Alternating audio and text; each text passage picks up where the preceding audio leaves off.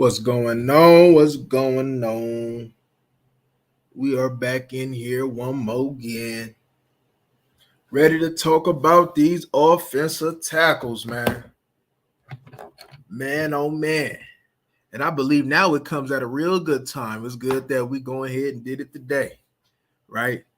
Because now we got something, that, hey, we may have not have thought that offensive tackle might have not been something to consider, but now it is, and we're gonna get into reasons why, right? But the reason why I say that is because if you've been hiding under a rock these past couple hours, the Cowboys have designated to release Ezekiel Elliott. What's going on, Hoodlo? And so, look, I don't know. Hey, who knows? The Cowboys might have looked at the Eagles and the Chiefs Super Bowl and might want to go ahead in a little bit of a different direction in the running back position. You can go ahead and get away with, a not superstar running back if you got a decent offensive line.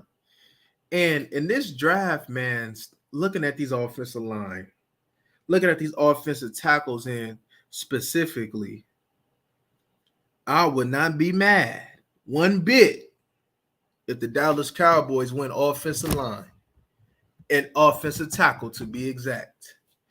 Right? You see, it's all about best available, right? It's all about best available. If offensive tackle, right? If your top running back is gone, right? If maybe a D tackle, a linebacker, a corner that you may have high hopes for, if they all gone, and sitting there.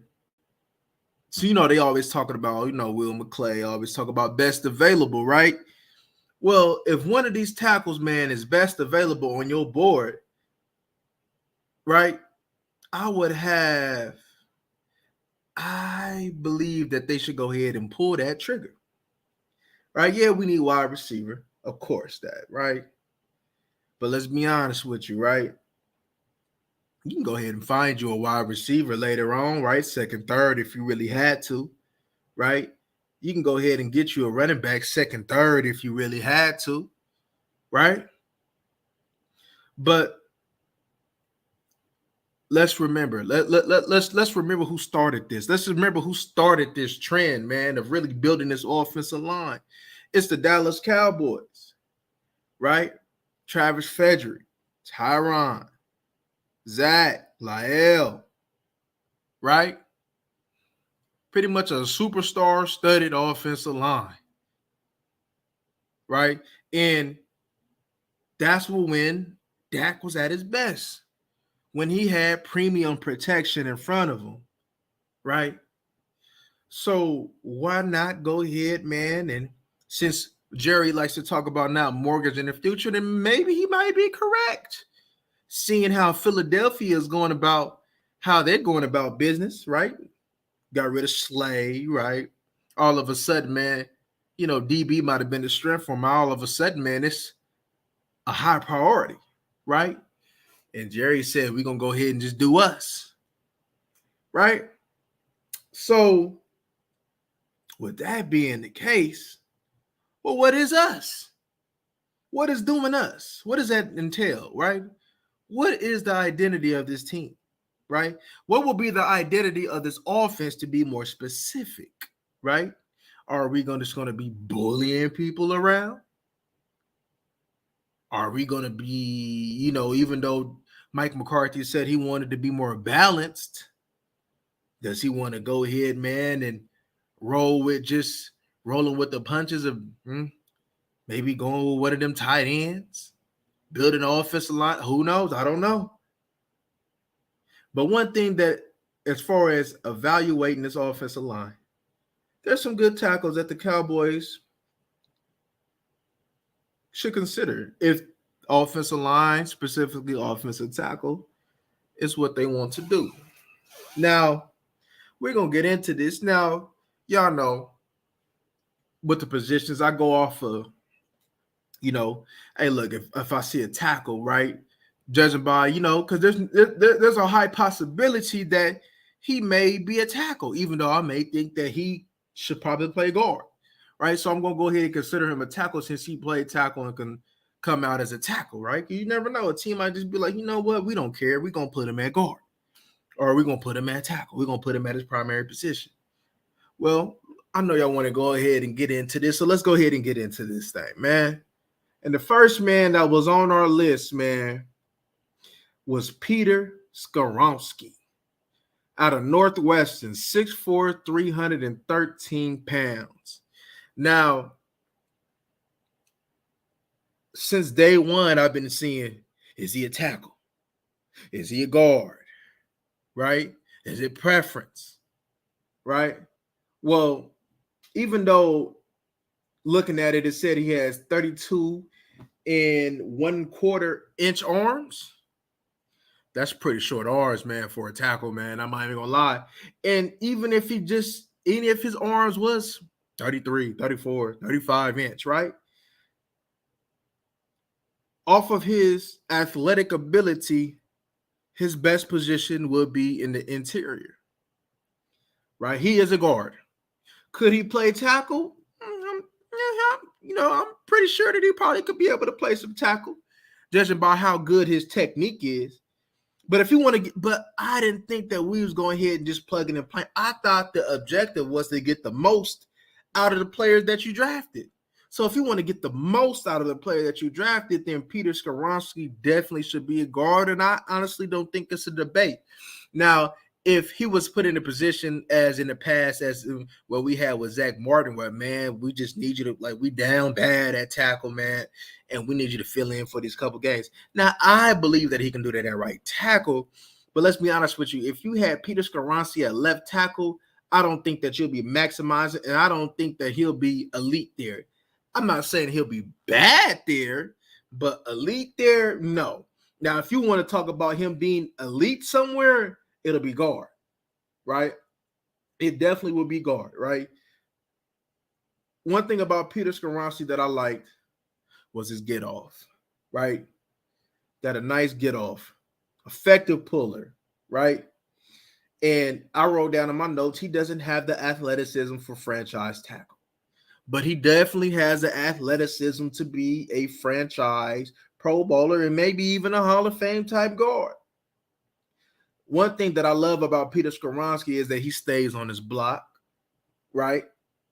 He has good bend. I love his base, good technique, and excellent balance. Because, as we go along, there's offensive tackles, man, that balance, when it comes down to balance, their balance wasn't that good, man, and that definitely needed to be corrected, right? But moving along, right, Peter Skoronski definitely has the strength, right, to play tackle or guard.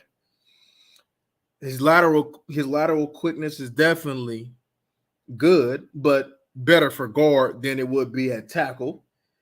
And I liked how he keeps his feet alive. And what I mean by keeping his feet alive is his mirror drill, right? Wherever the tackle goes, just kind of staying in front, just mirroring them, right? See, one thing for sure, I don't care about the combine, right? You run it a 4'8", 4'9", 40 as a 315, 320-pound man, that doesn't oppress me, right? You see, where people be like, oh, man, I have to relook at the tape. The tape don't lie. There's no, if you said that he was a bum and all of a sudden because he ran fast or he jumped high, no, he's still a bum. He's just a bum that can run fast and jump high. And if you want an example, let's go Dontari Poe. They loved how Dontari Poe was moving at 350. Right? Ran a 4.8 or something like that. But then when it's all said and done, man, was Dontari Poe that guy? No. Right? From where they drafted him at, was he that guy? No. Right? So you can go ahead and look good. You can go ahead and be a Vernon Golston. Right? A Taj Boyd. Just because you maybe had a good college career doesn't mean everything translates. And when I go ahead and give you my top 5, not only am I looking at the tape, but I'm looking at, does their game translate? What do they need to fix? Is it fixable? And when it does get fixed, how would it look, and where would they be rated at amongst other tackles? So that is in my consideration when I give you my top 5 as we go along. But moving on, right? Love his anchor. I love his leg drive, man. Especially when I mean by leg drive is when he getting off the ball, man. Stay on his block, man. Moving them legs, man. Moving them bodies out the way. Definitely Peter Skoronski got that. And I also put, if he was at left tackle, long arm rushers will probably give him some work. Will probably definitely give him some problems, right? When it comes down to getting to the second level and hitting moving targets, he's just okay. He's not, you know what I mean? He'll get the job done. Let's just say that. And that's all that matters, right? But as far as just being elite in space on the second level, he's not that, but he definitely will get the job done, right? So that's what I got, man, on Peter Skoronski. Peter Skoronski definitely is a first-round pick. If you wanted to draft him at tackle, you definitely probably would have to draft him later on. I'll be honest with you. But at guard, you would think about drafting Peter Skoronski definitely in the teens, right? Definitely, yes, in the teens. I would definitely take. He should be probably the first offensive lineman off the board, or maybe tackle, right? Yeah, first offensive lineman off the board. Is safe to say that, yeah, he should be the first offensive line off the board because Peter Skoronski is a safe pick, right? You're going to get a good player from Peter Skoronski if you do the right thing by him.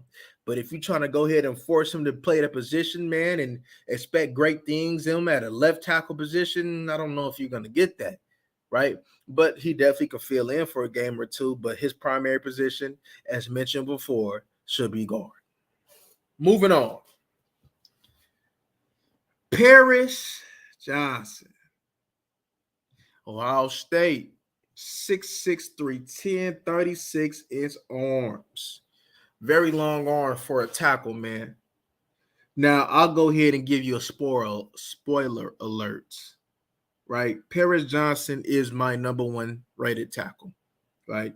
I know people had Darnell, Anton Harrison, right? Maybe Skoronski, right? Or maybe even DeWan.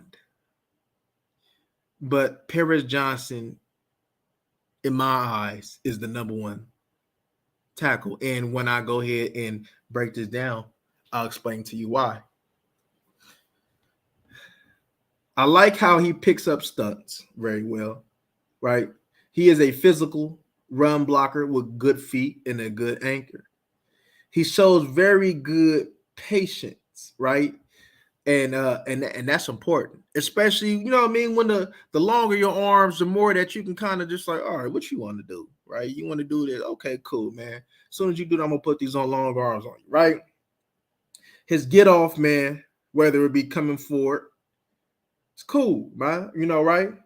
But one thing that I see that he struggled with was when he allowed the D lineman to get in his chest, right? And Paris Johnson is the type of dude that needs to go ahead and use them long arms, right? And when he uses them long arms and be able to keep them D linemen at bay, he'll be all right, right? He'll be good, right?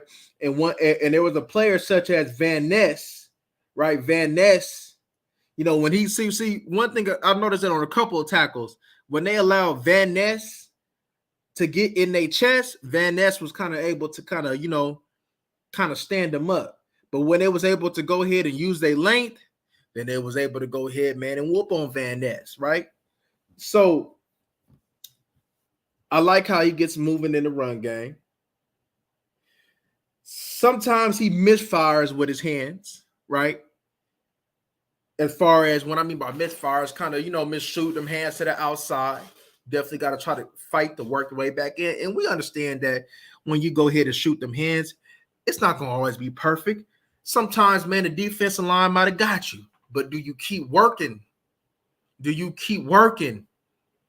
Is what it comes down to, and that's what's going to go ahead and be his good. But you know, and I see him working. What's going on, T-Dub? I like his mirror job.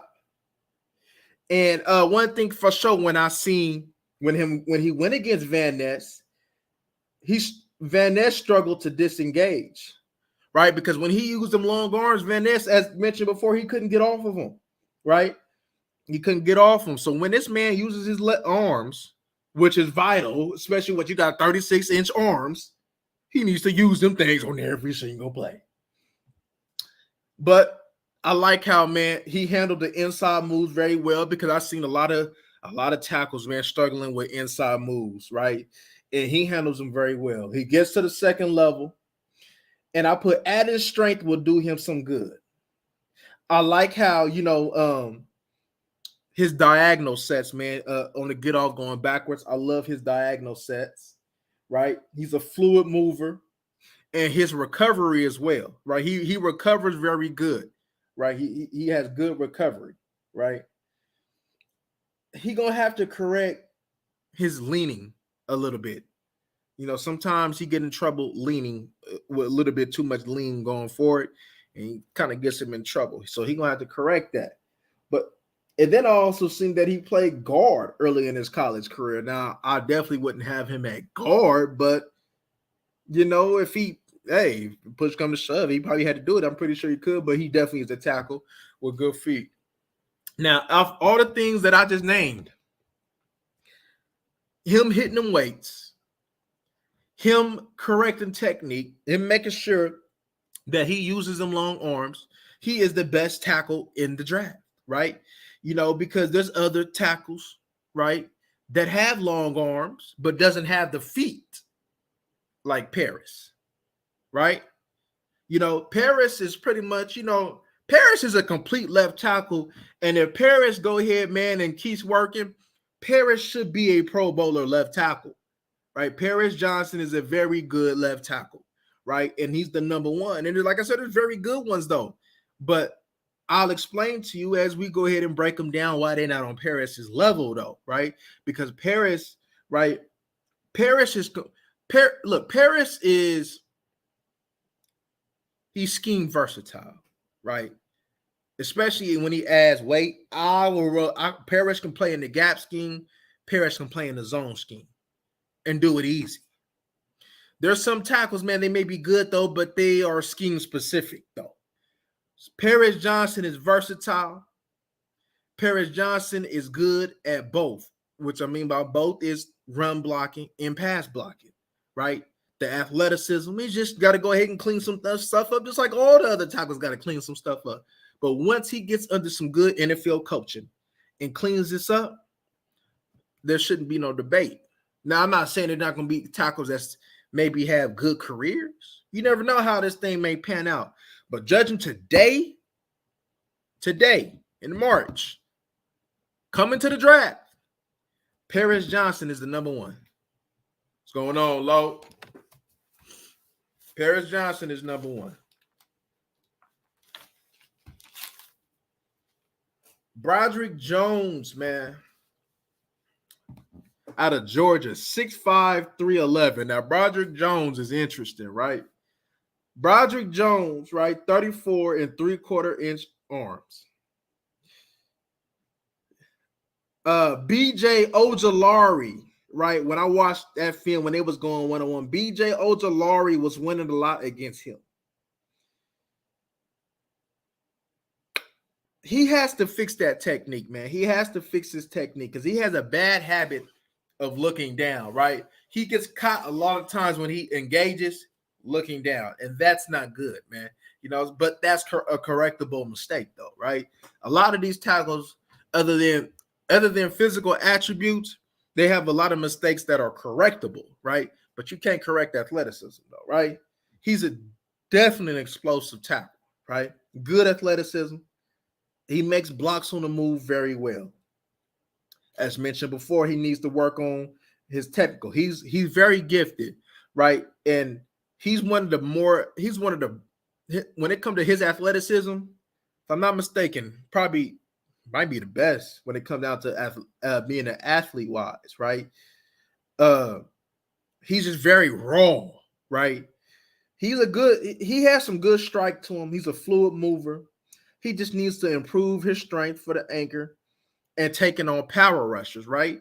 But that'll come. See, if he get us some coaching and get into some weight room, you might got a good one there, man. So I wouldn't be surprised if somebody take him early and just spend a whole year on him. If you probably spend and dedicate a whole year on him and getting him right, you might got you. I wouldn't be surprised if you're talking about old Broderick as one of the best as well, right? As far as when he develops, though, because he definitely has the physical traits to be one, but his technique is definitely ain't one to be calling one of the best coming out the draft. But as far as the physical traits, Broderick got that for sure, right? Man, I think he'd be a good one, man. But that's just gonna all depend. Do you want it or not? Do you gonna get better or not? Can you handle coaching or not, right? But you a champion. You got the physical, you got the arm length, you got the athleticism. Now we just got to refine you up. And Broderick Jones, man. See, I wouldn't be surprised though if Broderick Jones was a top 3 tackle that was taken in the draft just because of just his physical traits alone.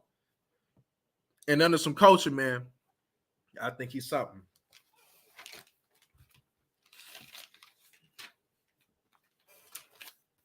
Mr. Anton Harrison out of Oklahoma, 6'4", 315 with 34-inch arms. I like Anton. Anton is light on his feet. Anton his mirror ability is excellent. Anton is good in space. I love when Anton pulls, man. I love when Anton pulls. He's a good puller, man. He has the strength to keep you at bay. If Anton had longer arms, you could probably say, all right, Anton number 1. If Anton just had like them 36 arms that Paris had, you could be like, all right, Anton might be number 1, man. And some have him as number 1, but I don't have Anton as number 1, Oklahoma or not. But in the NFL, he's going to be a very good tackle, though. I honestly think that Anton might can play some guard as well. That's just me. Right? His second level, man. When it came down to him being in the second level, he can make all the blocks, man. Blocks on the move, getting, hooking, right? But Anton at his best is him being a move blocker, though. When Anton is a move blocker, I believe that's when Anton is at his best, right? Even though Anton does get movement in the run game, I love his ability to make reach blocks, and he can make reach blocks inside and out, right? And that's crucial too, man, because you got to have some type of movement, especially being at that side, for you to be able to make reach blocks inside and out, right? I love he flips his hip. He don't have a problem flipping his hips. He doesn't have a power pop though, right? But like that shock in his hands though. But nonetheless, that doesn't mean he's a good one. But one thing that I did see was, I think it was McDonald, the Iowa State DN, in his reps that I seen, he beat him, right? Good get off, good athlete, right? Anton is also one of them tackles, man, that is scheme versatile, right? But he does need to get better in getting off the ball going backwards. But that's a fixable thing because he has the athleticism to do that. He just need to go ahead and just move his tail and go get it. What you think we're going for? A new swing tackle to replace Bell?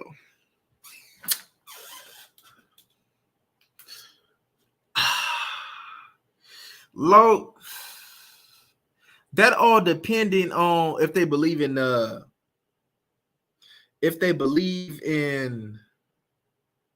ball.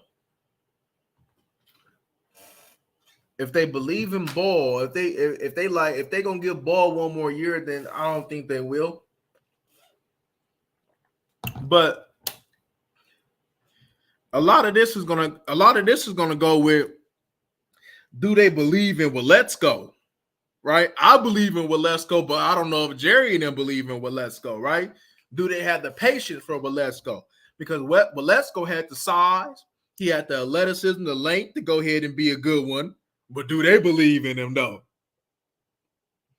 Do they believe in him? I don't know, man. If I was Jerry, I'll probably be looking to go ahead and improve on a swing tackle over Ball. That's just me, honestly. I would. I know they like their guys, and at least coming out, Ball wasn't bad. But man, we ain't gonna act like Ball. Well, Ball been under this thing for a couple years now, right? When it comes down to run blocking, Ball got it though, but Ball need to go ahead and improve in his pass blocking though. That's my main thing with Josh Ball, is improving in his pass blocking, right? Run blocking, I have no problem with him. His nastiness, I have no problem with him. But pass blocking, he got to improve in there though, man. And if he doesn't take strides in improving, man, I will honestly go ahead and improve, because remember, man, you know, we had see, I think you're gonna have to go ahead, man. I think tackle should probably be, whether you take it early or late, I think they should go ahead and go for tackle, right? Because you remember Tyron Smith, you don't know what's cracking with him. Well, let's go, even though we believe in him, he's still an unknown. Josh Ball, right? You know, he's a swing tackle, you know. I mean, you don't have no plans on him being a starter. And then when you had Peters, you know, we messed around, right? And then had all these tackles, man, and ended up kind of hoping that Tyron Smith stayed healthy for the rest of the year, right? If there was an emergency situation, of course, Zach Martin can go. And if it was an emergency situation, I think Terrence Steele can go to left tackle. See, the cool thing about it is you really have a lot of left tackles on here, though. So I don't know if they will go. Like I said, I believe this is dependent on if they believe in Waletzko, like I believe in Waletzko. If they believe in Waletzko, what I'm talking about right now don't matter, because he's going to be their guy, right? But you look at it like this. Tyron can play it. Waletzko can play it. Tyler Smith can play it. That's 3 left tackles. And if push come to shove, Terrence Steele can play it, right? Now let's look at your right tackle. Terrence Steele is your guy.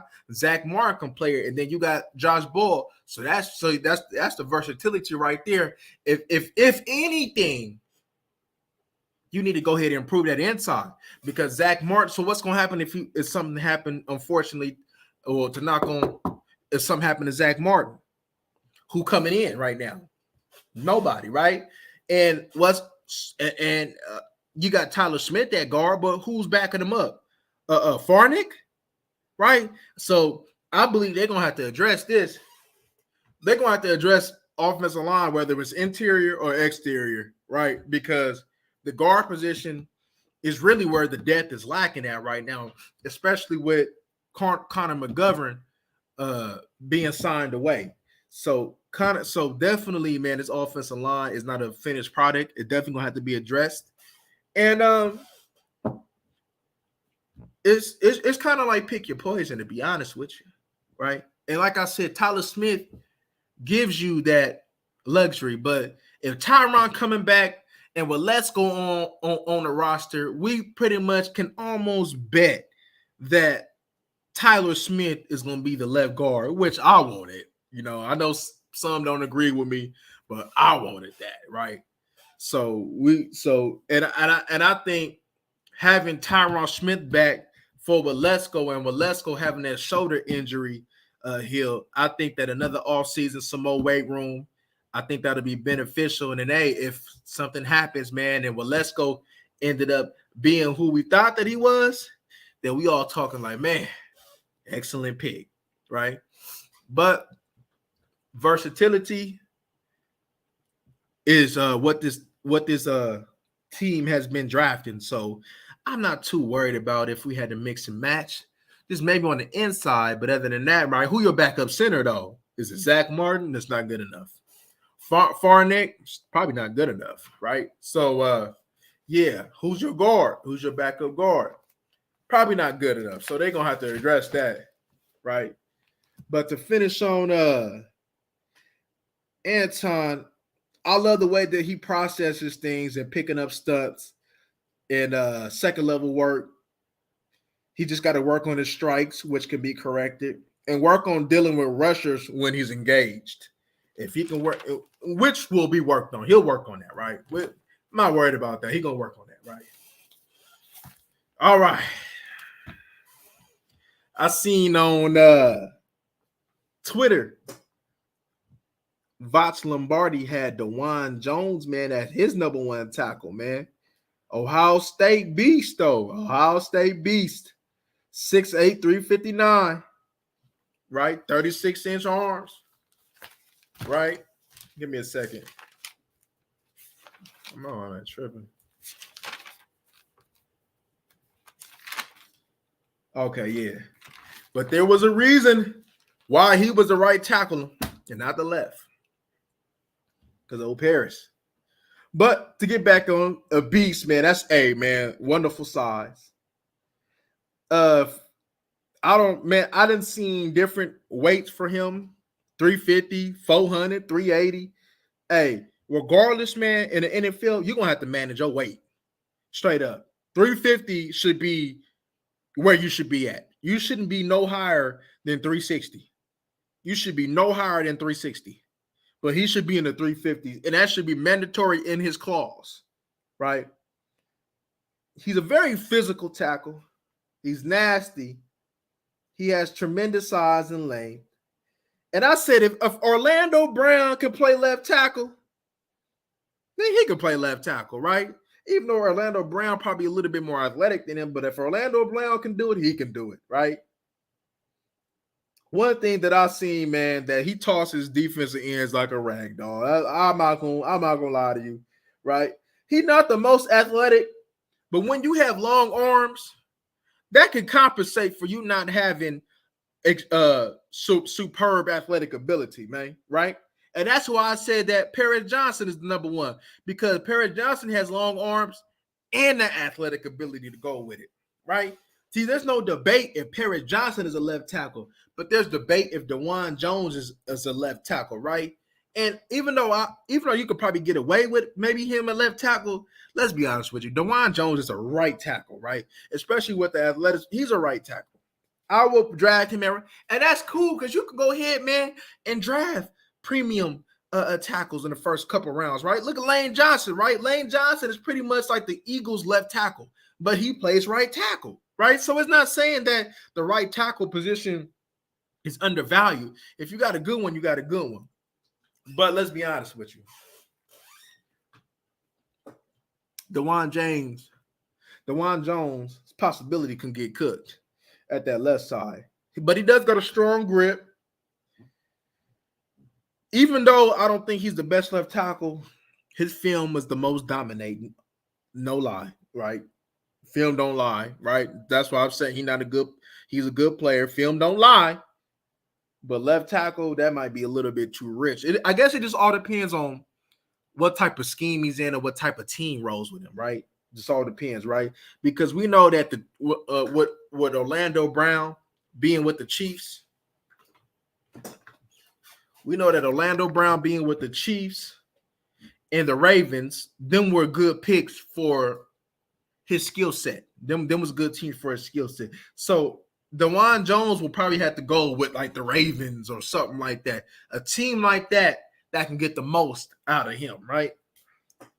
And you know, right? And look how the Chiefs get down, right? The Chiefs go ahead, man. Hey, if you've been playing right tackle, the Chiefs, the CO characteristics and convert you to a left tackle, right?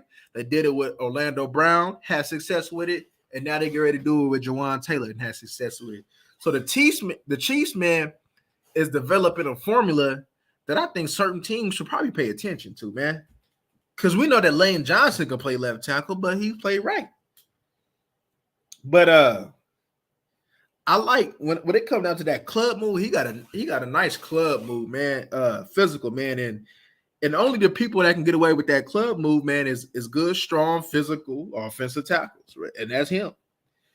My question for him is, can he consistently make blocks in space, right?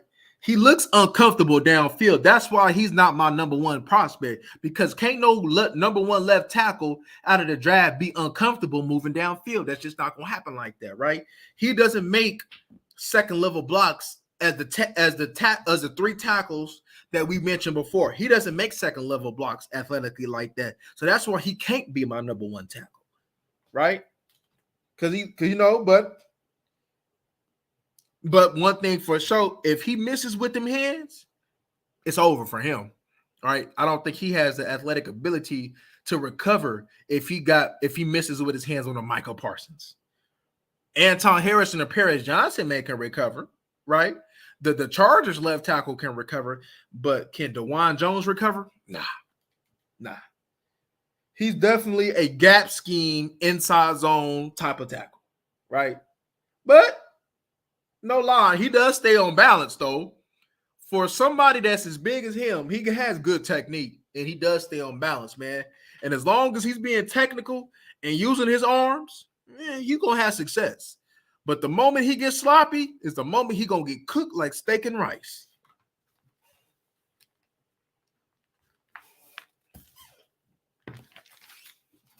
Let me see. We got Darnell Wright from Tennessee, 6'6", 335, 33 3/4 inch arms. Look, Darnell Wright, yes, is he one of the better tackles in this draft? Correct. But I was a tad bit disappointed with him. I'm not going to lie. And more, I was a little bit disappointed in his pass sets, right? But Darnell Wright is a physical helper. I thought that when he went against Will Anderson from Alabama, that he anchored well, right? Maybe it's just that he come to play for the better players, and he be kind of slipping on lesser players. I don't know. Maybe that could be it, right? But he does have some good power in this game and packs a punch. Definitely, I seen Darnell Wright. He recovers well, right? He keeps his feet moving in duress or engaged, right? Darnell Wright, he could play both, but I probably would love him at right tackle. I definitely would keep him at right tackle, right? He definitely could climb up to the second level, but he's a gap scheme tackle, right? A number one left tackle to me is being versatile, but Darnell Wright is somebody that you should probably leave in a gap scheme, right? He gets in trouble though when he catches blocks. That's what kind of irritate me watching the field. You got this power. You're right, you 6'6", 335, but you catching blocks sometimes, bro. Strike him, right? The Senior Bowl, and watching him at the Senior Bowl, right? The Senior Bowl was good work for him, but he struggled anchoring down with the competition at the Senior Bowl. Let's be real, right? His play at times was inconsistent. That's what probably irritated me the most, was the inconsistent tape that I was watching from Darnell Wright. I'll see some good tape, then I'll be like, bro, come on, man, you're better than that, right? So he gonna have to clean that up, right? But for his size to be 6'6", 335, I believe he should be better at sitting down with his size, right? But he is good at stopping speed to power, but he definitely can be better in his pass sets, right? That's my thing. Just be more consistent. Quit being sloppy with your technique, man. But having Darnell, if somebody got Darnell as two or they're three, I mean, you can't really argue with that, right? You can't argue with that, but when it start getting to 3 and 4, it's preference. See a team when they draft these tackles, a lot is going to be it's going to be come down to about 2 or 3 tackles, right? And a lot of that is going to come down to preference. How do that team want to play? How do they want to block? Right? It's going to come down to preference, right? So, what do they prefer? So somebody may go higher than somebody else because that team that's drafting, hey, I prefer DeJuan Jones. Good, technically strong, big man. Don't really need to be athletic though, but he fits very well. So we're gonna go ahead and take DeJuan Jones, right? Because all these tackles that I've named so far is top 2 rounds picks, right? and probably about 2 or 3 of them, maybe probably 4 of them going in the first round.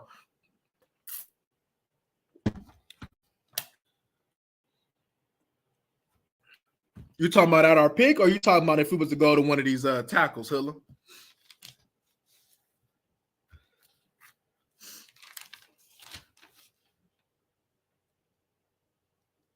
Let me see. What is this? Oh, and I wrote down so I won't forget some of my criteria, right? Hey, I ain't gonna lie. When I wrote this down, I was taking shots at Dawand Jones and other tackles. I'm not gonna lie. I was taking shots, man. You know what I mean? But look, I said a right tackle with limited athletic ability can't be number one on the list. I said the top 5 are very good and starting quality, but there's only one number one, right? And I wrote the preference thing, right? And I said the number one tackle, man, is scheme versatile. They're not scheme specific, they're scheme versatile, right?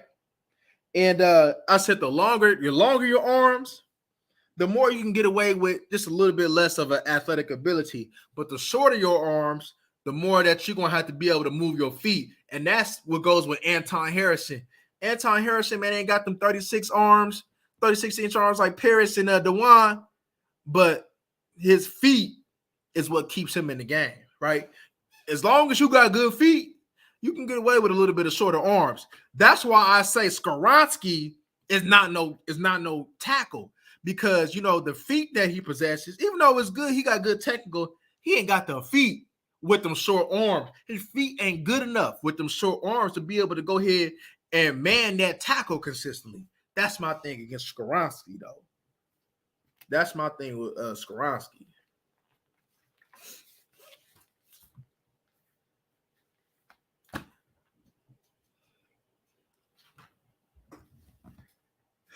Jalen Duncan out of Maryland, 6'6", 306. I ain't gonna lie, man. Hey, I was watching that tape, man. I said, hey, man, that boy Jalen Duncan about to get to his brother, man. He got to get him off, man. Hey, Jalen Duncan, man. Hey, Jalen Duncan was responsible for a lot of Tua getting tossed like a rag doll in that film I was watching. I ain't even gonna lie, y'all. But he definitely needs to get stronger. He got pushed around against that Michigan game. He got pushed around, y'all. Yes, he did. He struggled with anchoring down against Michigan, but he does got some athleticism, though. He gets caught leaning too much. So when a DN sheds him, he falls. And he has to get his feet under him. But with coaching and weights, I think that he can be an NFL starter. I honestly do believe that, right? Because he does have good feet, mirror ability. He moves well in space, right? Even though he misses with his hands at times, and he gave up a few sacks. And when I mean a few, he gave up a few. I believe it was 3, if I'm not mistaken, against Ohio State. But when he pieces everything together, you might look back at him, right? If he pieces everything together, and I'm talking about with technique fixed and strength, you could probably look at him as one of the better offensive tackles in his draft. You might well think about maybe he might be the top 5 or top 4 or whatever the case may be, right? You could look at Broderick, Anton, Jalen, and Parrish, like that might be the class of the draft, right? Because Jalen Duncan definitely has the tools. He's just gonna have to get stronger and cleaner. See, a lot of these tackles got stuff to clean up, but a lot of them is fixable, though, right? There's a couple things that's going on with these tackles that's not fixable, which will go ahead and drop them, or maybe they might be a right tackle, or they might be better fitted for a guard, or they might be better for a swing tackle. But definitely, though, there's a lot of quality tackles, man. Pretty much all the tackles that I viewed, the 10 or 11 that I viewed, they were all pretty much quality. So that's good in this draft. So I think Dallas should go ahead, man, and, hey, it don't hurt to go ahead, man, and add to the depth, especially, man, when you go ahead and got a left tackle, man, that's only going to, who knows how many games he's going to play, and you got to improve it. So there's nothing wrong with that, man, right? But he's definitely a zone scheme type of tackle, right? Definitely a zone scheme. I'll definitely go put him in the zone scheme, right? One thing I love about him is that he makes second level blocks effortlessly. effortlessly. I mean, I love it. I love it. Right? He just need to sit better, and he just need better knee bend, man. That's exactly what he need.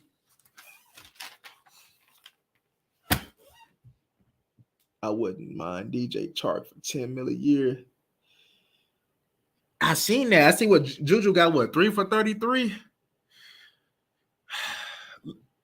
See, one thing for sure, low. This team need another vet, and they need to go ahead and draft. I don't care when it is, low, but they need to go. The Eagles brought back Fletcher Cox for 10 mil, so they gonna give him. Hold up, somebody was trying to give Fletcher Cox more than 10, bro. Fletcher Cox, man, he like a piece of what he was. So bro, what's going on with the Eagles, man? They didn't mess around and give him 10, bro. He old. He broken down. Hey, but he out here giving them team-friendly deals, though. He like, man, as long as I'm getting paid, hey, we'll come back on these one-year deals. I ain't mad at it, though. But, yeah, Eagles, man, shoot, they should have kept that secondary together, though. I mean, we'll get on them later.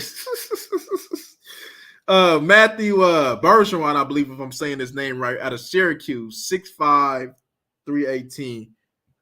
DJ Chark, though. That might can work, Lo. That might can work. Because especially, right, he going to be in the one. See, I think it'll work if Gallup comes back to the way that Gallup is supposed to be. If Gallup don't come back to the way that he was before he got hurt, I don't think it'll work. But if Gallup comes back to being Michael Gallup, I think it'll work. It'll kind of be like the Cedric Wilson type of impact, right? We know that Cedric Wilson was a nice 3 to 4 wide receiver, and he was sandwiched between these other wide receivers, so he was able to cook. And if he was able to go ahead and put Chark in a situation like that with this offense, that can work. But going back to the Syracuse tackle, man, 33 and 3/4 in arms. He picks up stunts well. That's one thing he did do. He gets leg drive when it's run blocking. He definitely has a strong grip. He is a gap scheme tackle. He has good awareness. But to me, I'll be honest with you. I think he should play right tackle or guard. I think he should probably put him at guard. I'll be honest with you. But you can get away with playing him at right tackle, though. But I think he should play guard. He finishes blocks. One thing I did see, he struggled with speed to power. The speed to power moves from the D lineman. He struggled with that. He gives up a lot of ground on pass sets, right? And for him being that size, that was disappointing. He needs to sit better, right? He probably gonna struggle with hitting moving targets on the second level if they try to project him to be like a tackle, right? But I think he'll be better off with that at guard. That's why I think that he should probably play guard, because I think you'll get the most out of him at guard. But you can get away with, but you can play him at right tackle though, especially in the gap scheme though. But he got average lateral quickness to me. He has inconsistent hand placement, and like I said, what I mean by that is his hands shoot outside a lot, right? But definitely his first step is pretty solid though, pretty solid.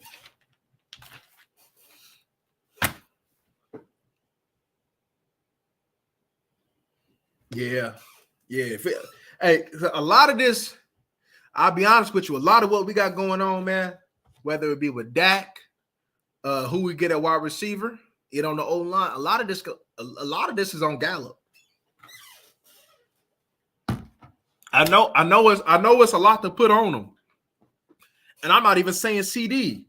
A lot of this is on Gallup, right?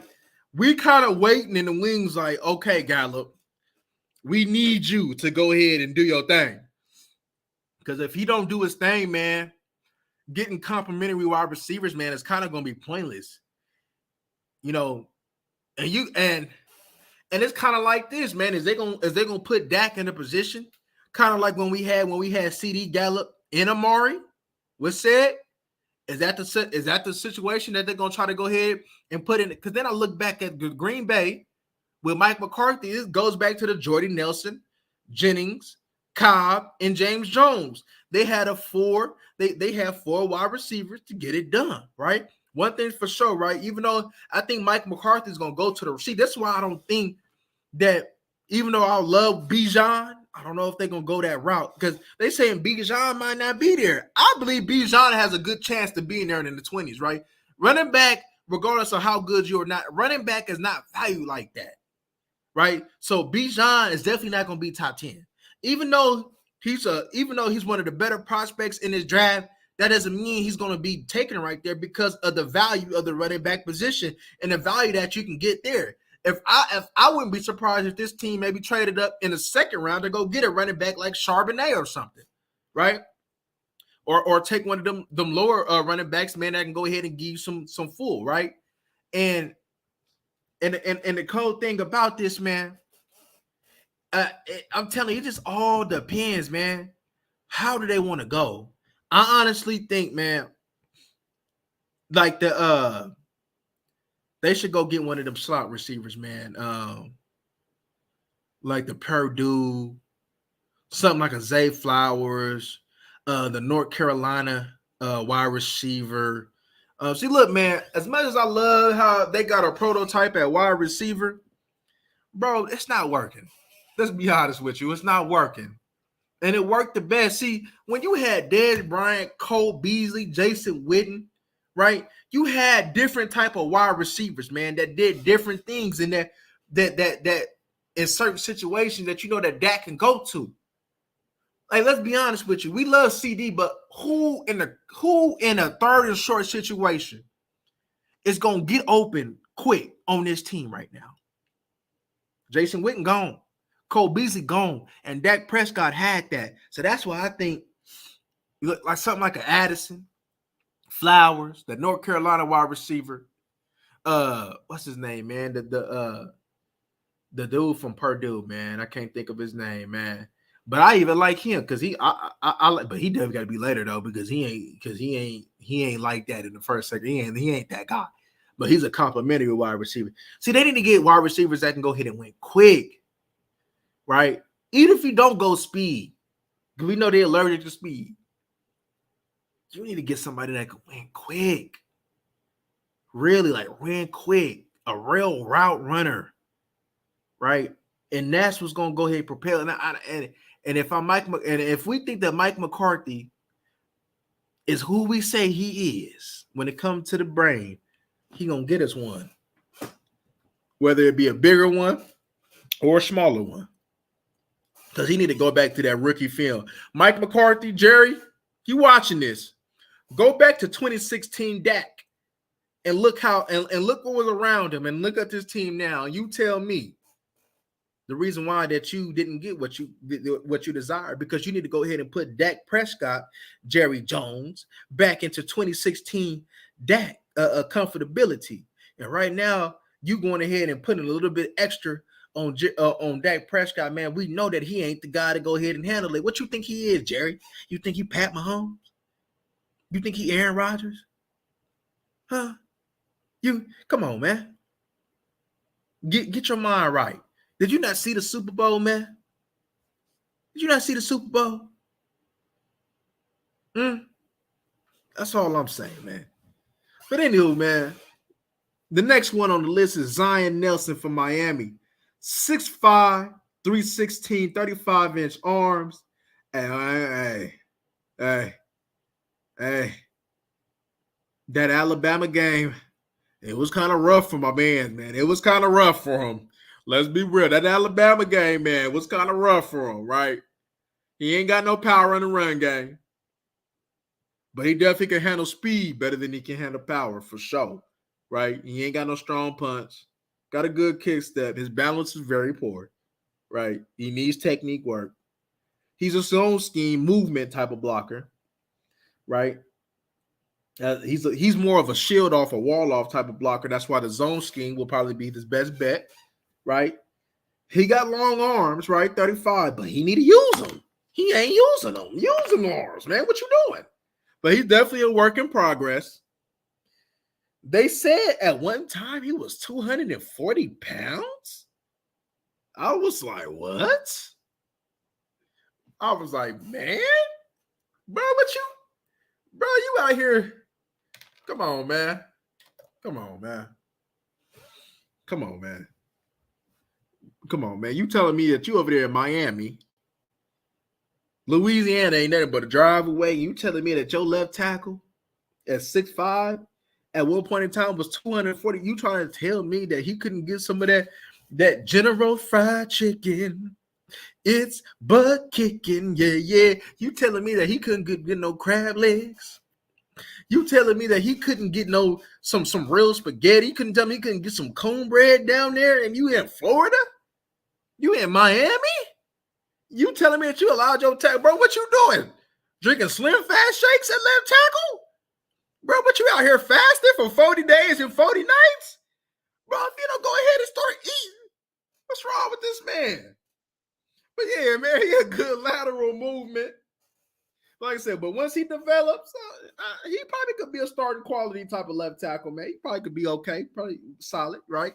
Because the athleticism there and the traits is there. But hey, man, if my tackle 240 pounds, then I don't know what to tell her. Dak Easy raises. Oh, my stomach hurt. He bringing that Ambrosia Charlotte low. Oh. He said, Dak, what you bringing to the cookout? A fruit bowl? A fruit bowl, Dak? Dak, what you know? Oh, my God. We're bringing this casserole, Dak. Dak, what's wrong with Dak Prescott, man?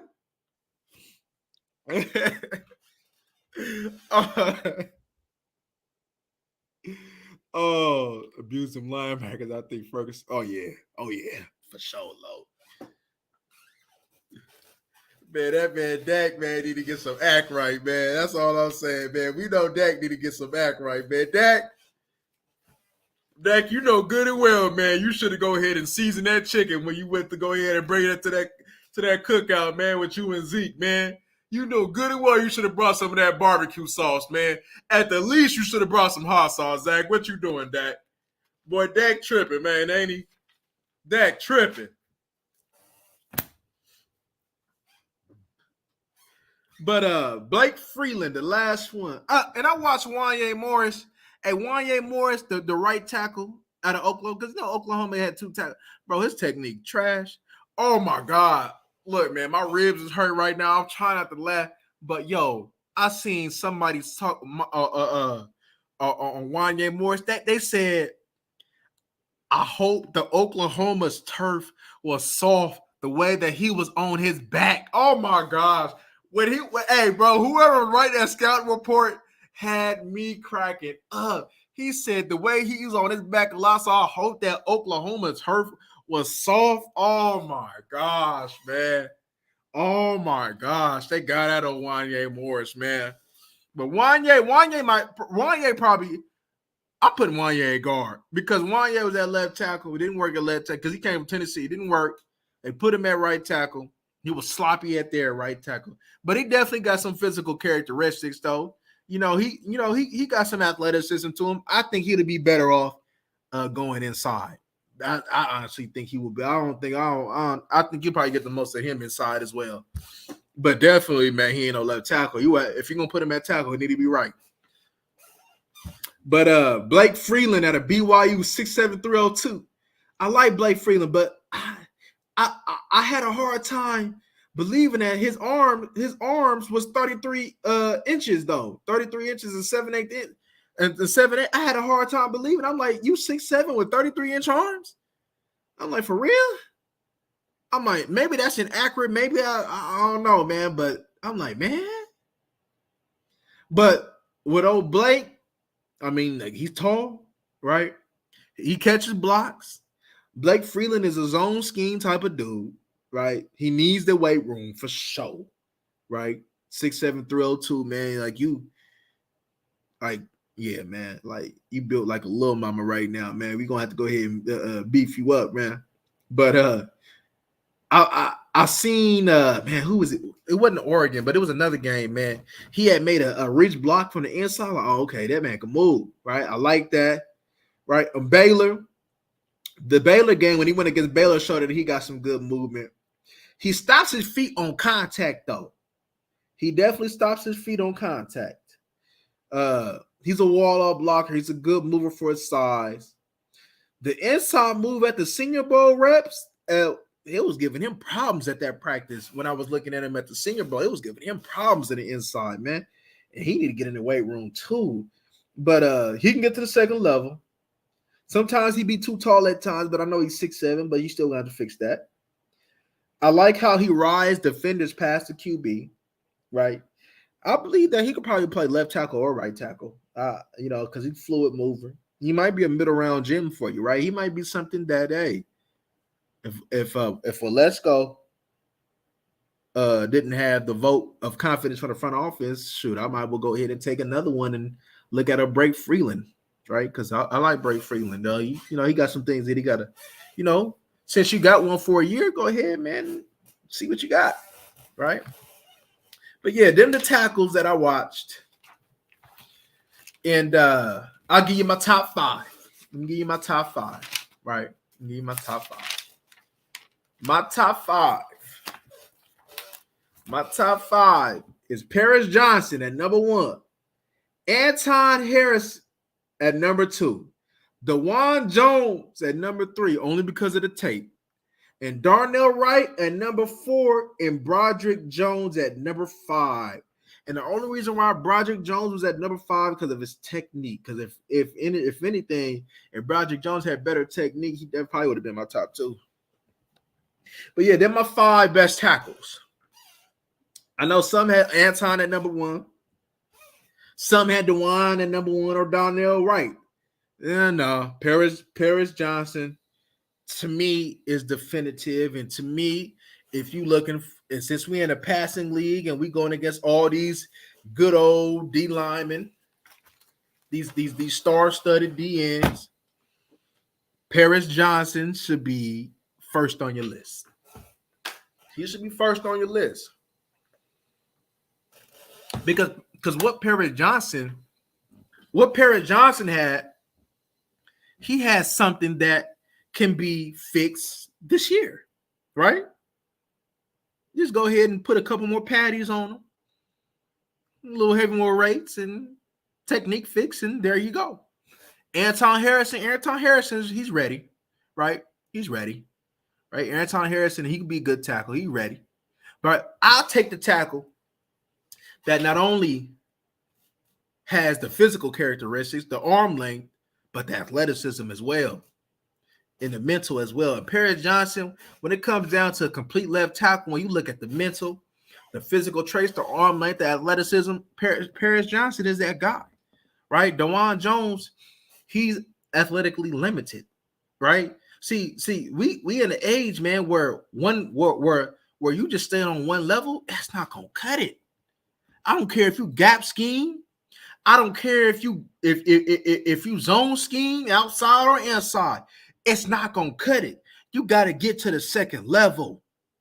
You have to get to the second level, and I need them tackles who gonna get to the second level. So Jalen Duncan, Broderick, Anton, Paris Johnson is gonna get to the second level. I need consistency in your sets, right? And that Darnell wasn't giving me consistency in your set. So how could I ever have Darnell as number 1? See, how could I ever have a tackle number 1 when he isn't scheme versatile, right? I look at a lot. I look at what you did in college. I don't look at what you can do to how you're going to translate to the next level and what you got to work on, right? All of that was factoring into my top 5. Now, I'm not saying that, that some of these tackles ain't going to be good, and maybe go ahead and, maybe a Jalen Duncan or a Broderick Jones might end up being better than old Paris. Who knows? Maybe. But what we're talking about right now, ready-made right now, Paris Johnson is that. Anton is that. It's them two right now and then everybody else. It's them two that you could be comfortable in regardless of the scheme and say them two and everybody else. Right? Not saying that 3, 4, and 5 ain't good. But how am I have a tackle at number 1 and I don't even know if he can play left tackle?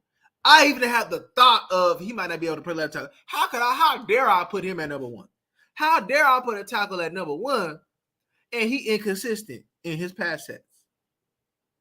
How dare I have a tackle at number one and he's so sloppy with the technique?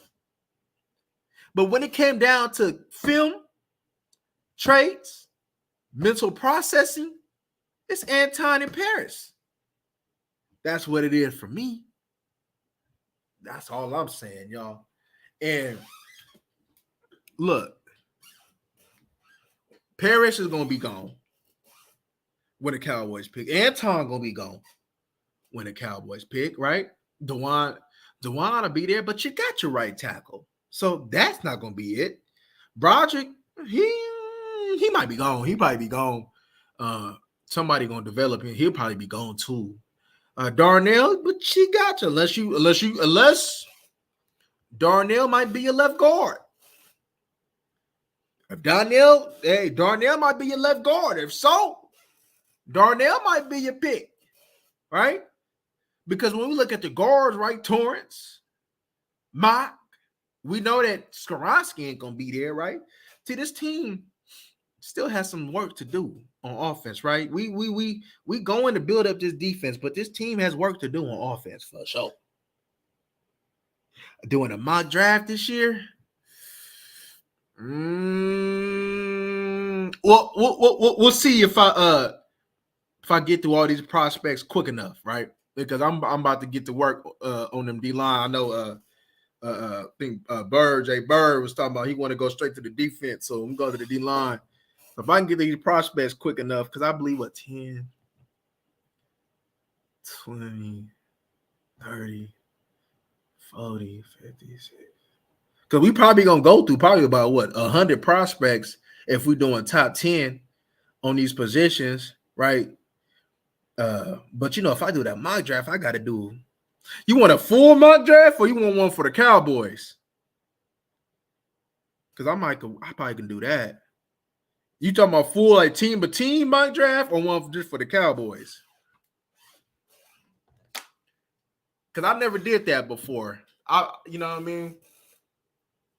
But I'll be willing to go ahead and look at it and try. I'll definitely be willing to try that. That would be interesting.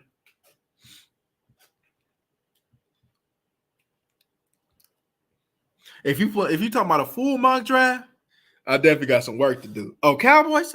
I can do Cowboys. I can work on Cowboys.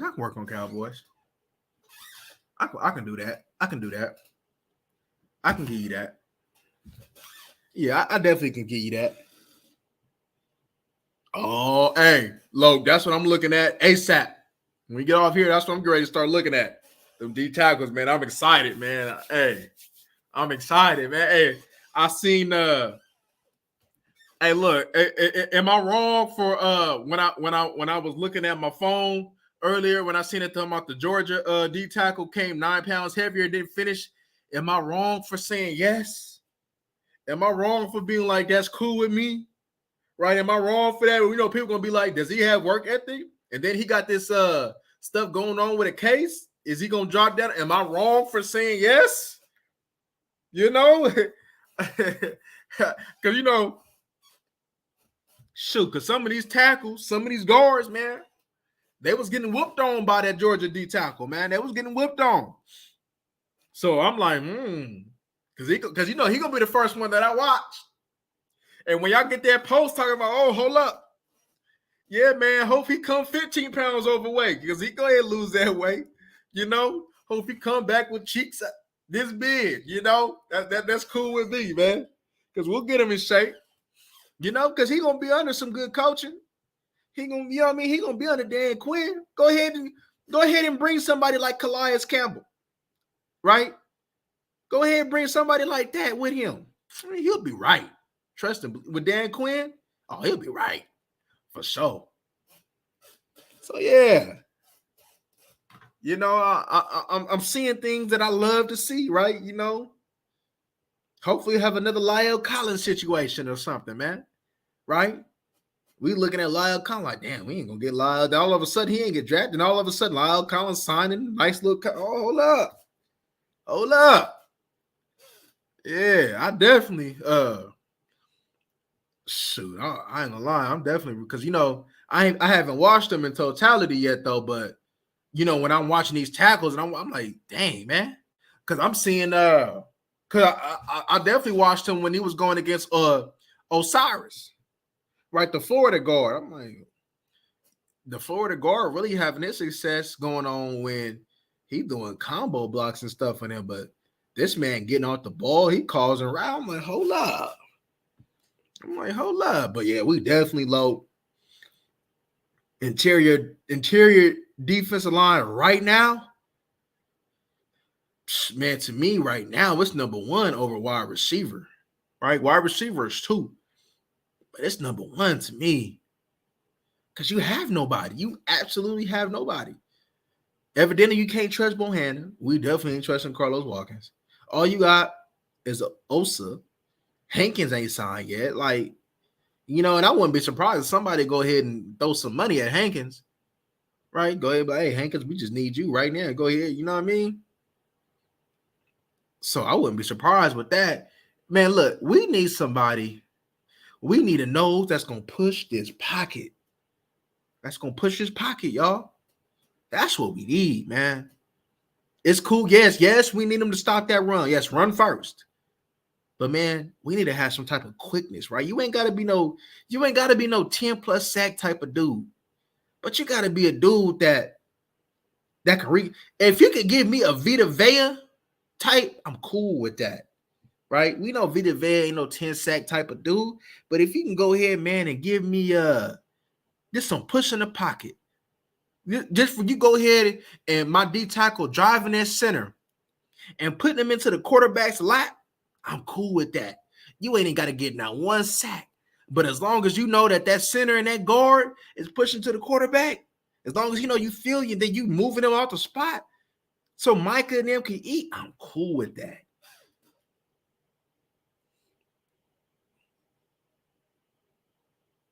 Also was very good. But yeah, that's what I'm saying, because you need both though, Jay Bird. You need both. You need both them D tackles, 3 tech and at the 1 tech to go ahead and man that up, right? Because if that 1 tech is doing the thing, but that 3 tech is real, that's gonna cause a problem, right? But when your best combination of run stuffing was Osa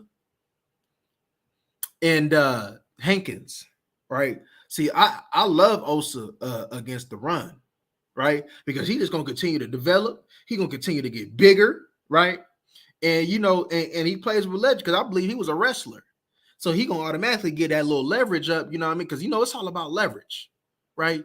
And Osa, man, I like Osa. We didn't bring Osa to get me 10 sacks, and I'm fine with that, right? We brought Osa to go ahead to give us an occasional push, but stop that run. But seeing how, and it all depends though. All depends what type of nose that you bring in here. See, if you bring in a nose that's like Hankins, then you're gonna have to probably go ahead and consider bringing in a 3 tech man that can go ahead and cause some havoc, right? Because like I said yesterday, either you get a dominant 3 tech like a Simmons, a Quentin Williams or something like that, Grady Jarrett, or you have a combination of D tackles, man, that they may not be elite though, but they can get pushed and push that pocket. There's no in between with this Cowboys team. They got to get either one of them, and if they ain't getting one of them, man, that's gonna be a problem.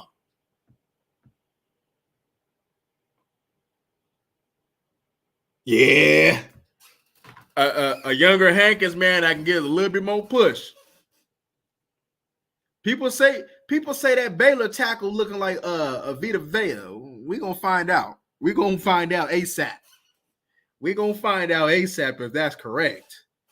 We're gonna find out ASAP about this Baylor tackle, because there's one thing, man, to look at him in a college game, right? But it's one thing to just, hey, I'm looking at nothing but this D tackle right here. Every move that you make, I'm looking straight at you. Let me see what you got.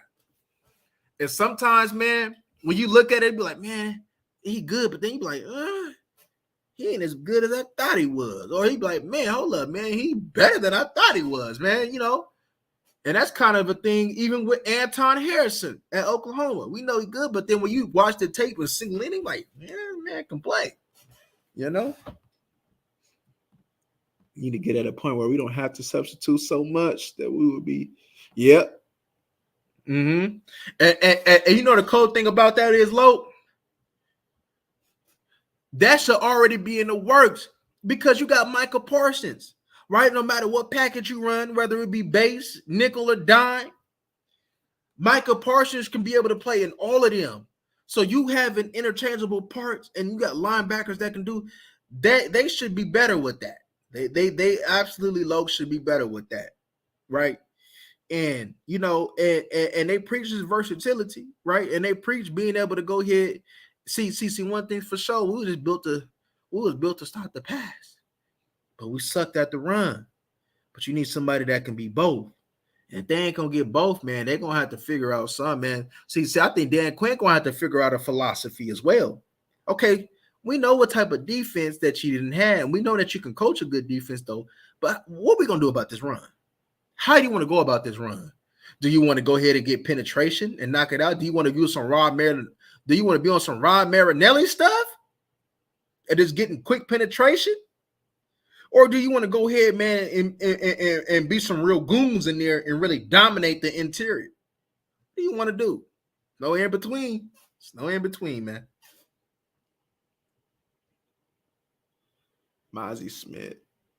Okay, yeah, I'm definitely gonna check him out. And I see that hype then kind of went down on that Pittsburgh D tackle. Because kind of comparing to some Aaron Donald, I see a lot of that hype went down. So I wonder what's going on with that too.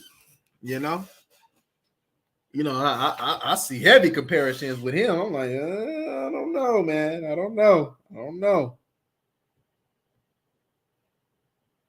Zeke signed at a man. They're gonna have to get over that Zeke stuff, man. They're gonna have to get over that Zeke stuff, man. They're gonna have to get over it, man. Hey, y'all, it had to happen, man. Look, man, I got love for Zeke, man. Zeke was a baller, right? But it had to happen, though. It's an unfortunate situation for him, but it had to happen, man. See, look, man, what do we want? Do we want to get attached to players? Do we want to get attached to players, man, and thrive in a mediocre situation? Or do we want to go ahead and make the hard decisions to go ahead and get the ultimately what we want? Right? Hey, our players get old, right? Plus stuff happens, right? There's gonna come a time and place where we looking at Micah Parsons like, dang, what do we do with Micah? There's gonna come a point in time where, hey, Trayvon Diggs, he ain't there no more, right? There's always gonna come a place. I remember when we first drafted Tyron Smith. Now we looking at Tyron in the back of his career, like, dang, right? I remember about Witten, right? Now we looking at him like, dang, you know, we didn't have all these players, man, from start to finish. We looking at DeMarcus Lawrence getting old, like, dang, man, right?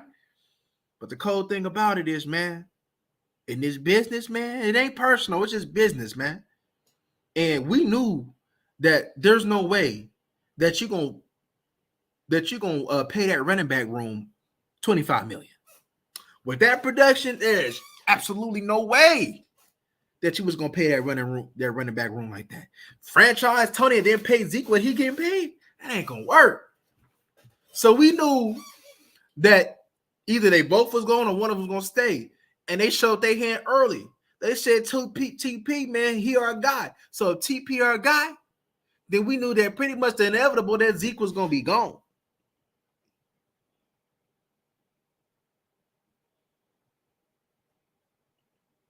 Yeah, hey, Lo, that cheap stuff with Micah, that ain't going to cut it. You know, they're going to probably try to go ahead, man, and play him more linebacker. So, you know, because pretty soon he going to probably want an extension with Diggs, man. Because Micah ain't going to play on that contract for that. Man, Micah keep producing and playing the way he played. Man, there ain't going to be no such thing as a 5th-year extension.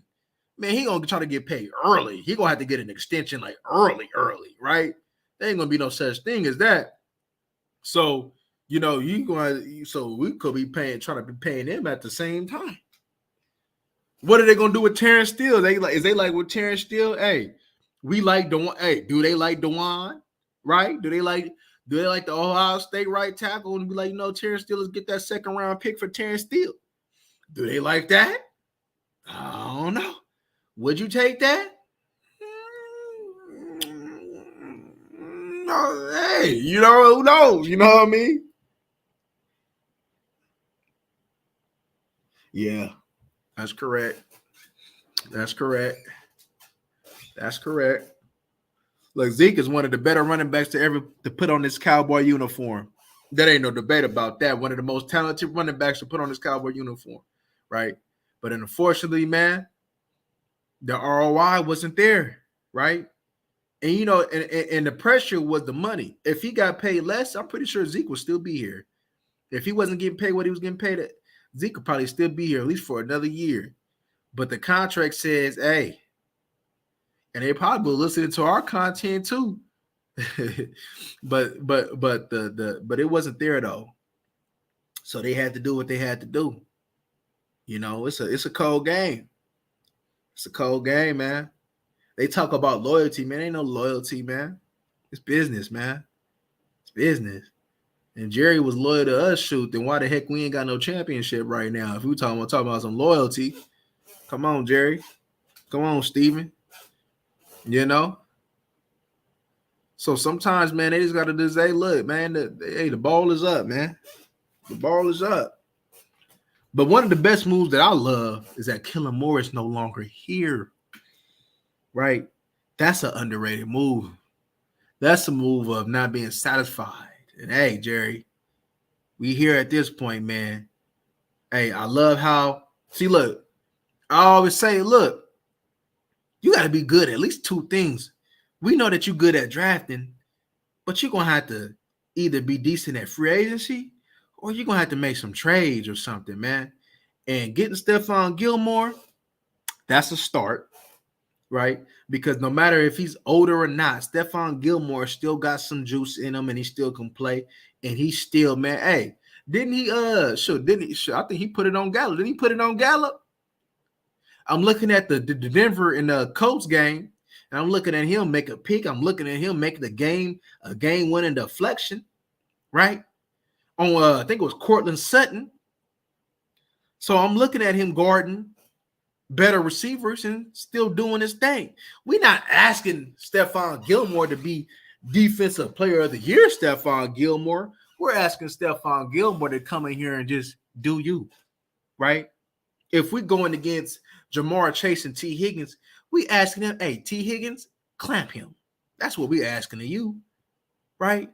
If we're going against Judy or Sutton, clamp them, right? If you're going against them Eagles wide receivers, we saying Devontae Smith, press him, right? If you're going against them Redskins, right? Hey, is Scary Terry come on his side? Whoop him, right? So we got some flexibility, right? That's good for our division too. That's good for our division too. That's very good for our division to get a corner like him. He's an upgrade for sure. We upgraded. Is this team better with Stephon Gilmore than it was yesterday? Yes. In the secondary, yes. But like I said, it ain't gonna make no difference if you don't mess around and go ahead and improve this interior defensive line. It doesn't make no difference. Yeah. I like Steele, right? I like Steele. That man was put in the fire and he done messed around, man, and developed into a Pro Bowl left tackle. I mean, a right tackle.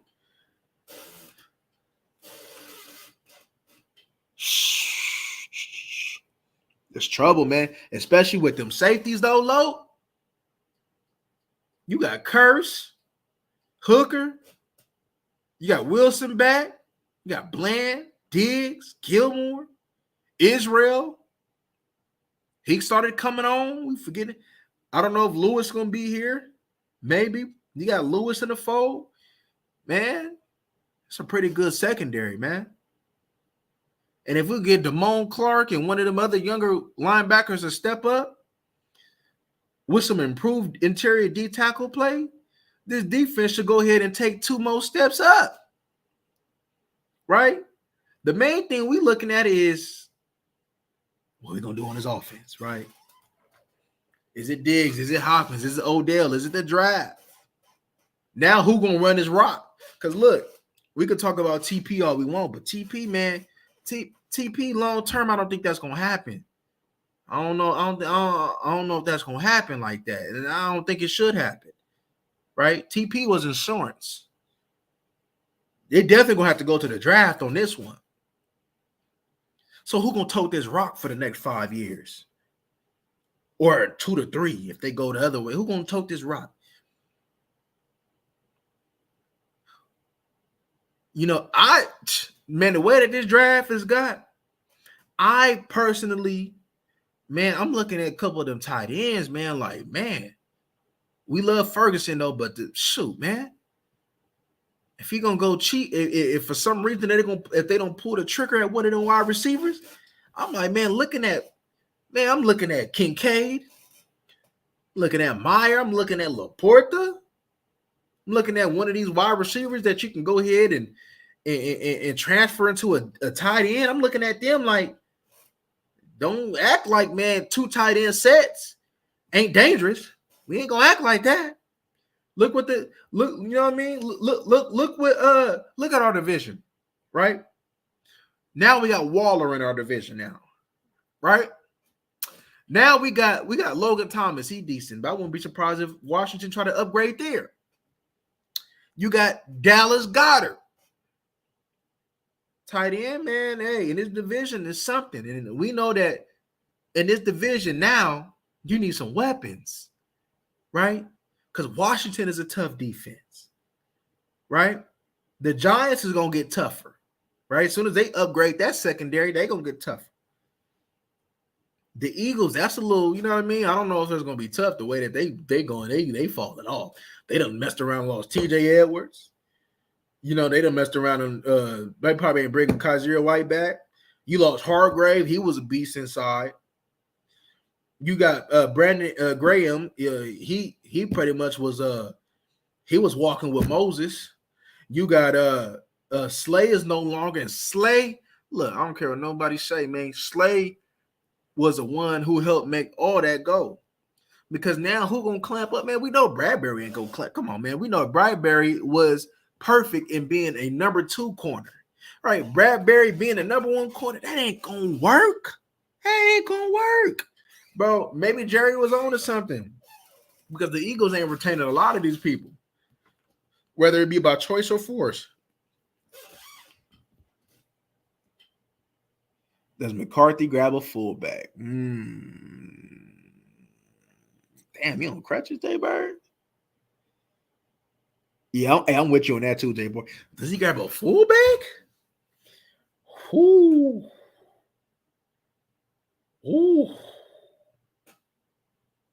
You know,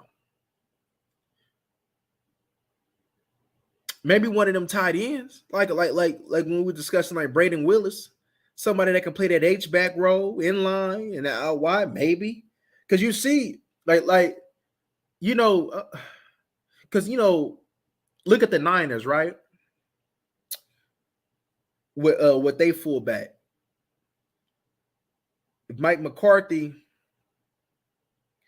You know, I've seen Mike McCarthy, man, in the past. He uses his fullback in goal line situations. He uses his fullback sometimes out the backfield.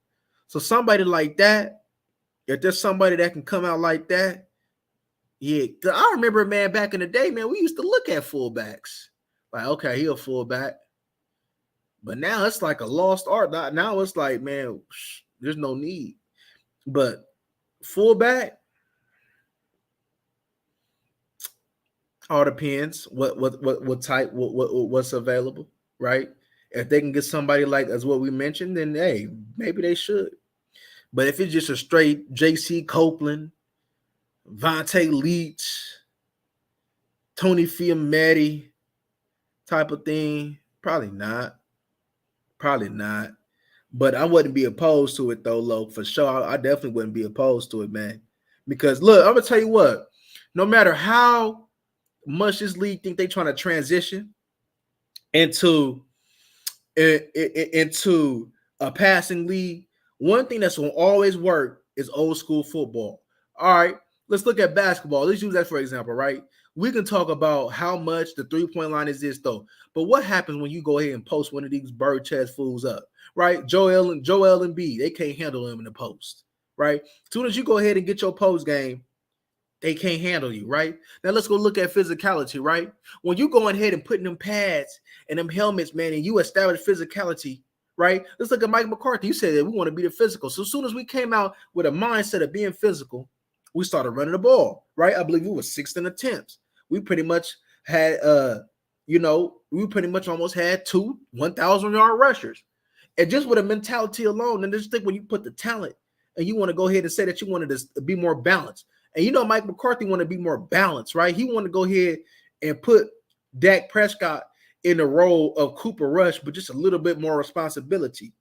And you're going to have to run that ball. If we can get Dak Prescott back into that role of just 30 attempts, do you need Odell Beckham? Do you need DeAndre Hopkins if you want to go ahead and keep him at 30 to 35 attempts? Right?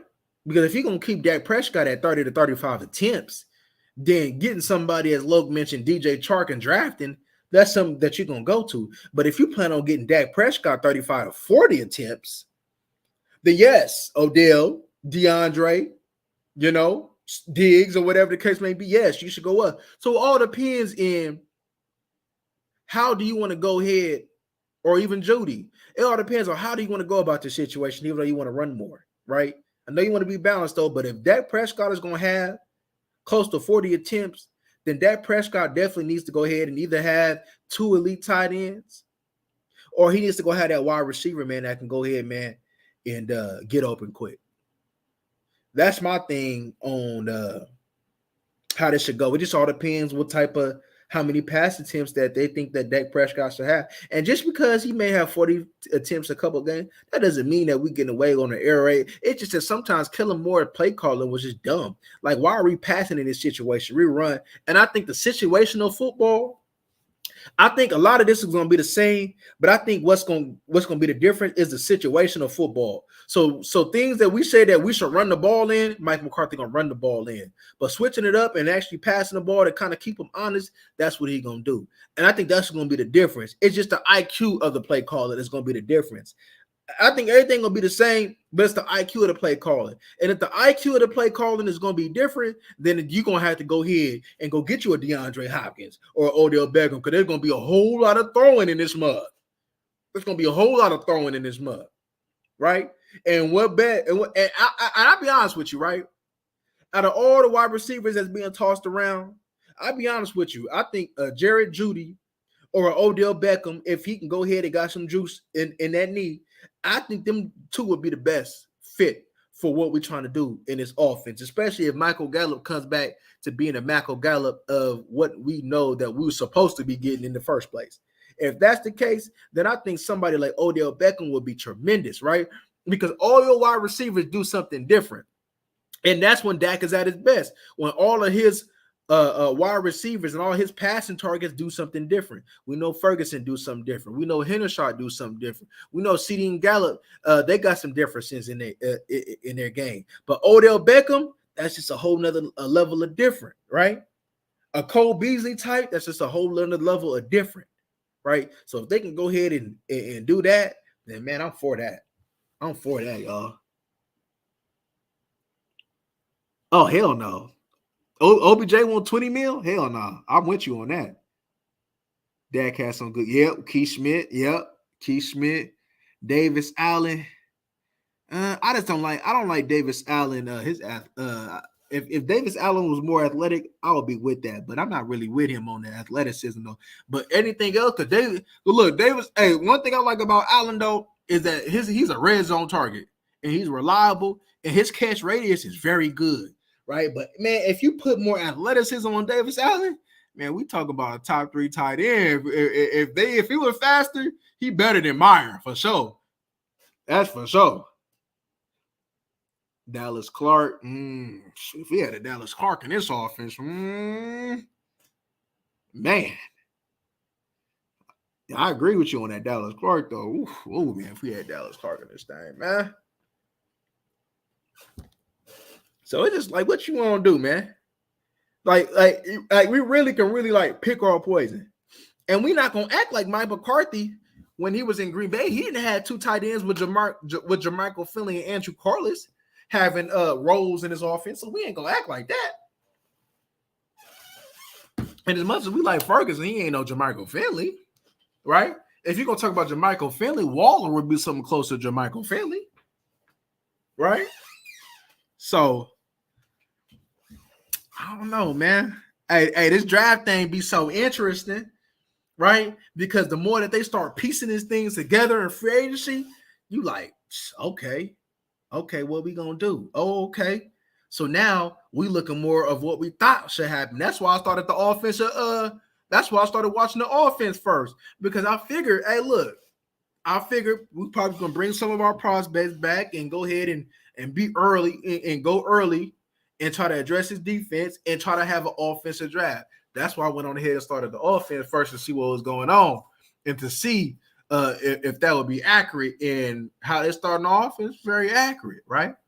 But it's looking like we need somebody on every level on offense: wide receiver, backup QB, running back, right?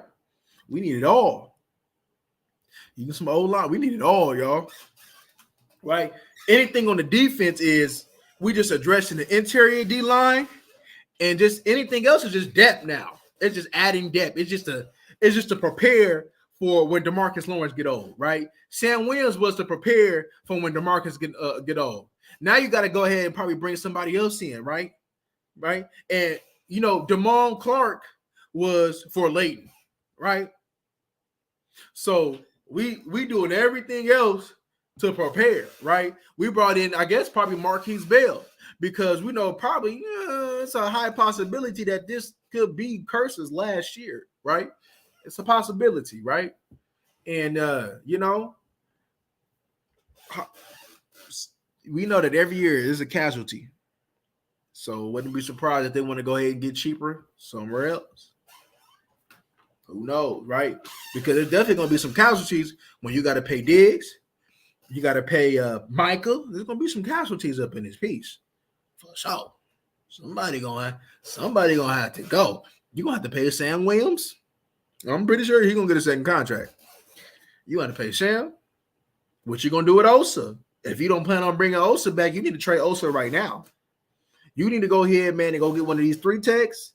You need to go ahead and trade Osa right now if you don't plan on giving him a contract. That's facts. Because what's the use of paying somebody like Osa that you really not going to get no pass rush in and give them a contract when you can get that money to another impact position? That's all I'm saying. So there's this thing. I mean, and then you like, all right, you pay Donovan Wilson now, right? But even though that's like a 2-year deal, but you still pay them though. I honestly thought that you can go find you a Donovan Wilson and you can go trade for like an Andre Cisco or something like that. I honestly thought that, but for the deal that they got, I can't too much argue with it though. But I thought that you could have go in ahead and got that for a cheaper. You could have went on ahead and got a rookie contract, Donovan Wilson. That's all I'm saying. But they went with what they know, and like I said, they're gonna always go with their guys.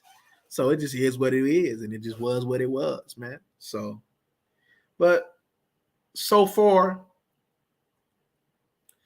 do I like what the Cowboys is doing? Yes, right? Yes. I can't.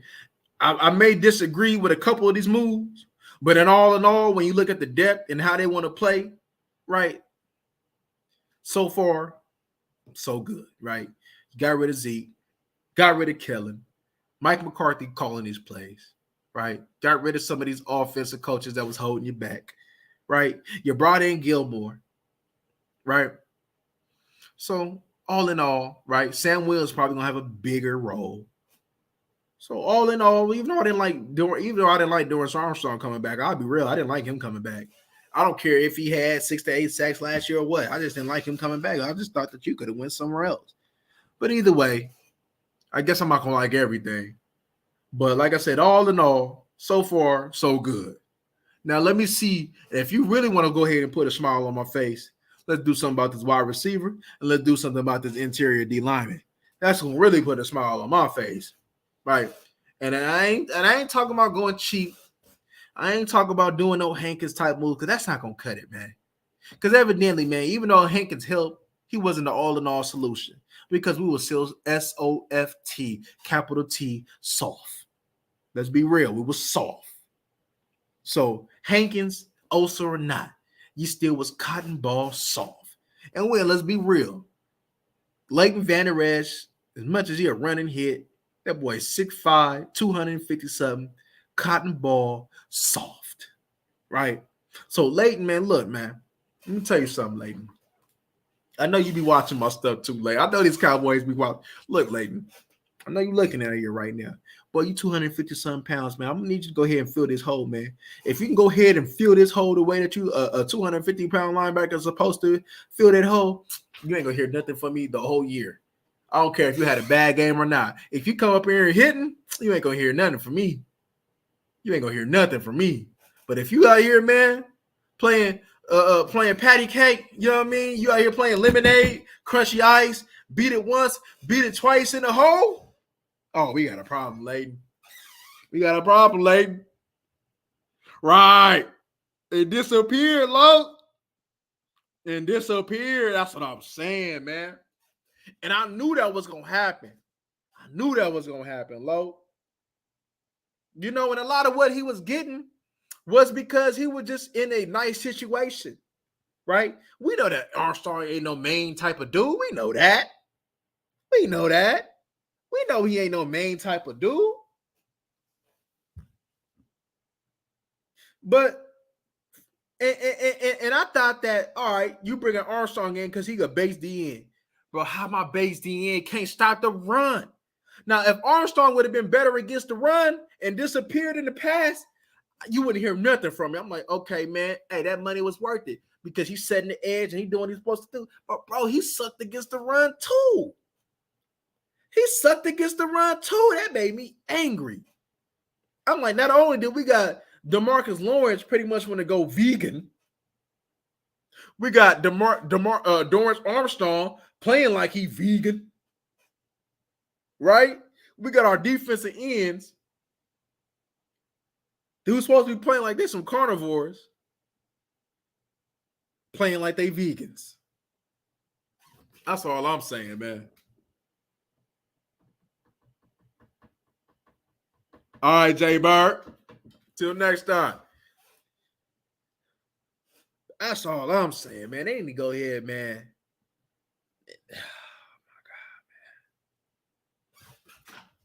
Did he say Pop Smoke? Hey, I just got that, Jay Bird. You wild. Oh, my stuff. Oh, Jay Bird, you wild for that. Oh my God. Hey, Jay Bird, you wild for that. Oh my God. Hey, that man. Hey, I just get up like, hold up, Pop Smoke. I'm like, oh, Jay Bird, wild. Jay Bird, wild. Oh man, you said I got a Pop Smoke. Damn.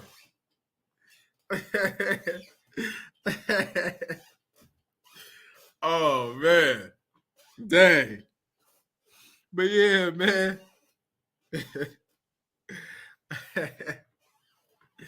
Oh man. But yeah.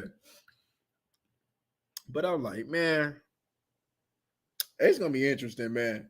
Hey, you know I'm gonna be glued to figuring out what's going on. Yeah, because hey, it's deep. Because I'll be honest with you, right? You know, you gotta look at these D tackles. Even though we gotta look at these D tackles, do we want to, unless it's one of them top D tackles that's gonna really get it done? Do we want to put our trust in a rookie to get it done? Because if you're gonna get a rookie, you want to pair him up with a vet. That's facts. That's all I'm saying. If you're gonna pair him, If you're gonna bring a rookie, you gotta pair him with a vet. You got to. Got to. Man, we gotta get better, y'all. Stopping the run should be the number one priority of this team. Number one priority. Number one priority. So let me see. Now, bringing in the corner helps. That's a priority. Bringing in the corner helps. It definitely helps, right? Because that's part of stopping the run too. Give you that extra tick or two. What about the other side? But anywho, man, I'm getting ready to go ahead and get up out of here, man. Get ready to start studying these D tackles, man. I appreciate y'all for coming through, man. And we up out of here, y'all. I'm gone.